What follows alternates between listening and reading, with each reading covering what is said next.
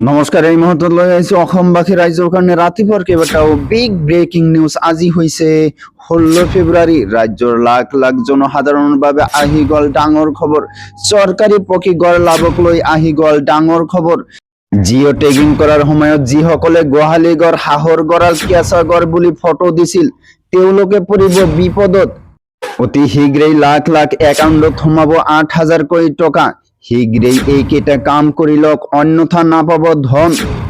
লগতে কেইটামান ৰাজনৈতিক আৰু অৰাজনৈতিক খবৰ যুগুত কৰা হৈছে আজিৰ দিনটোত। গতিকে এনেবোৰ খবৰ নেতো চাই থাকিবলৈ চেনেলটো ছাবস্ক্ৰাইব কৰি ভিডিঅ'টোত এটা লাইক কৰিবলৈ নাপাহৰিব। হয় বন্ধু বান্ধৱীসকল, আজি আমাৰ প্ৰথমটো খবৰ খুবেই গুৰুত্বপূৰ্ণ খবৰ, লগতে অসমবাসী ৰাইজৰ কাৰণে এটা ডাঙৰ খবৰ। চৰকাৰী পকী গড় লাভক লৈ আহি গ'ল ডাঙৰ খবৰ। গোহালি গড়, হাঁহৰ গঁৰাল, কেঁচা গড় বুলি ফটো দিয়াসকল পৰিব বিপদত। চৰকাৰী গড় লাভৰ বাবে ভুল তথ্য দিয়াসকল পৰিব বিপদত। কেৱল গৃহহীন দৰিদ্ৰ যোগ্য পৰিয়ালেহে লাভ কৰিব চৰকাৰী পকী গড়। গায়ে গায়ে পঞ্চায়ত সভাপতি জৰীপ চলোৱাৰ নিৰ্দেশ। প্ৰকৃততে পকী গড় নাই বুলি পঞ্চায়ত সভাপতি সচিবে গাঁও সভাত লিখি দিব লাগিব।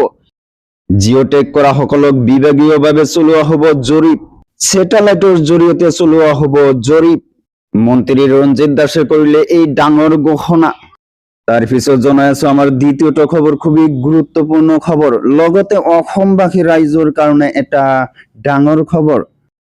20 ফেব্ৰুৱাৰীত লাখ লাখ মহিলাৰ একাউণ্টত সোমাব ধন।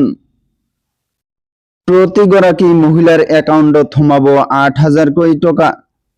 কিন্তু ধন লাভৰ বাবে কৰিব লাগিব দুটা বিশেষ কাম। প্ৰথমে শীঘ্ৰেই আপোনাৰ একাউণ্টৰ সৈতে আধাৰ কাৰ্ড লিংক কৰিব লাগিব। আধাৰ কাৰ্ডৰ লিংক হৈছে নে নাই সেয়া নিশ্চিত কৰিব লাগিব। বহাগ বিহুৰ উপহাৰ হিচাপে এই ধন দিব চৰকাৰে। নিৰ্বাচনৰ বাবে আগতীয়াকৈ এই ধন প্ৰদান কৰিব চৰকাৰে। প্ৰতিগৰাকী অৰুণোদয় হিতাধিকাৰীয়ে লাভ কৰিব 8,000 কোটি টকা।